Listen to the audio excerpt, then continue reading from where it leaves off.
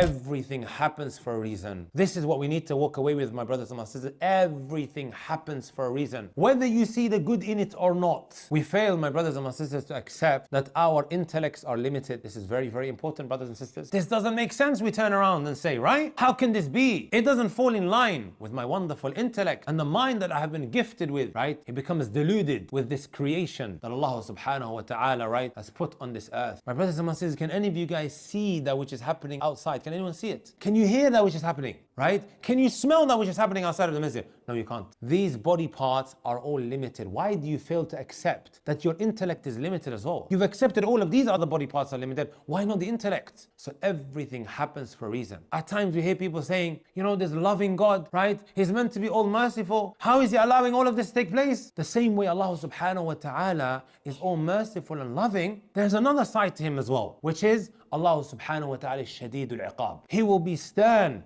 and you will endure a painful torment and punishment if you don't do what he tells you to do. So with everything that is happening now and what Israel are doing now to our Palestinian brothers and sisters, and then someone only uses the love and mercy of Allah subhanahu wa ta'ala, doesn't someone need to deal with them as well? They just live this life butchering and massacring all of these innocent young Muslims, my brothers and my sisters, and they're just gonna get away with it? You understand now why Jannah and hellfire has been created? Wallahi, sometimes when I look at these images, think to myself, makes sense, right? For anyone who's looking for sense, people behaving in this manner, and there's not going to be any accountability, come on ya jama'ah. Why? Because Allah Azza wa Jalla is just merciful and is loving, and He's going to put all of them in Al-Jannah?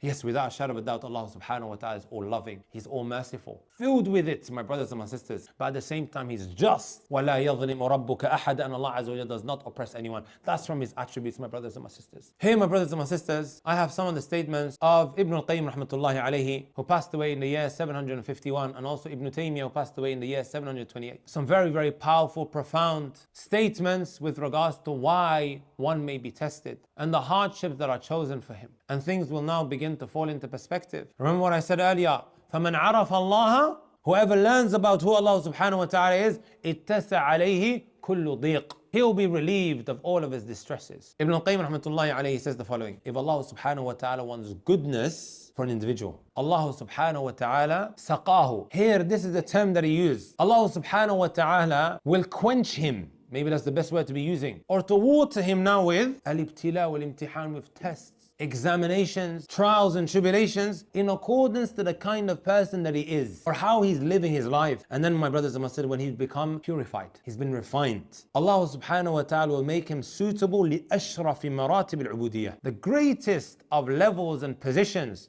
that one can reach, and that is what? Servitude, ubudiyah. وَأَرْفَعِ الثَّوَابِ الْآخِرَةِ وَهُوَ رُؤْيَتُهُ وَقُرْبُهُ. And this person, my brothers and my sisters, will be rewarded with the highest form of reward. And you know what that is? To see Allah subhanahu wa ta'ala and to be close with Him. Like I said, my brothers and my sisters before, every single one of us is trying to get to where? Al-Jannah. And we want to be able to meet Allah subhanahu wa ta'ala in the best possible state. I sometimes tell brothers whose sins become exposed into the public, you'd rather be exposed now than to meet Allah Azza wa Jal with a single sin. One sin to meet Allah Azza wa Jal. I don't think, my brothers and my sisters, we would want that. So you are now tested and examined. You go through these hardships. Did Allah subhanahu wa ta'ala hate the Messenger sallallahu alayhi wa sallam when He made him lose 6 out of his 7 children? Did you guys know that? He lost 6 out of his 7 children. He was born and his father wasn't alive. And then his mother passed away. And then his grandfather passed away. And he lived with his uncle, my brothers and my sisters. All of that before he's even reached the age of adolescence. Subhanallah. That brings me, my brothers and my sisters, onto a very, very powerful point of Ibn al-Qayyim. ما كسر الله عبده المؤمن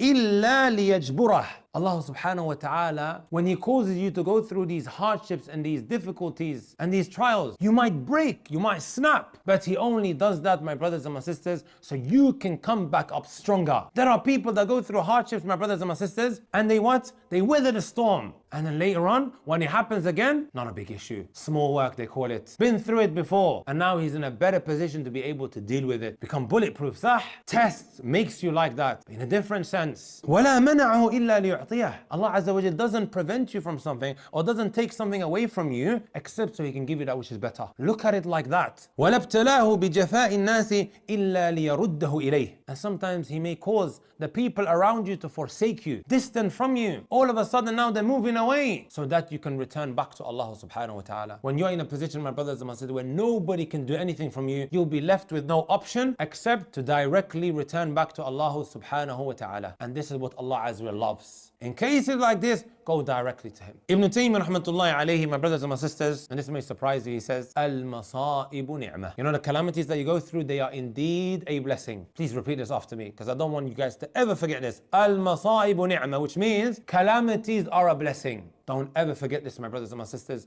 Again, it's how you look at these hardships and these difficulties that you may experience. Tweaking that a little, and you will feel so much more better. You will get on with your day in a positive way. Why? لأنها مكفرات للذنوب, because it expiates your sins. Even the thorn, my brothers and my sisters, as the Messenger ﷺ mentioned, that you are hurt by. You're walking in the forest, these thorns that prickle at you, expiating your sins. وَتَدْعُ إِلَى الصَّبْرِ فَيُثَابُ عَلَيْهَا. It invites you to be patient. And the Messenger ﷺ said, وَمَا أُعْطِيَ أَحَدٌ عَطَاءً خَيْرًا وَأَوْسَعَ مِنَ الصَّبْرِ. You haven't been gifted with anything that is more greater for you than what? Than patience. To be patient is not an easy thing, but it comes with rewards that hasn't been limited to anything. Like, you know, when you do certain acts of worship, if you do this, you get this, and if you do this, you get that. But when it comes to patience, it's not been limited to anything because of how difficult it is. And the more difficult something is, the greater the reward, my brothers and my sisters. It says, وَتَقْتَضِي الْإِنَابَةِ إِلَى اللَّهِ وَالذُّلَّ لَهُ. And what it leads to, my brothers and my sisters, as we already mentioned, for you to turn back to Allah Azza wa Jal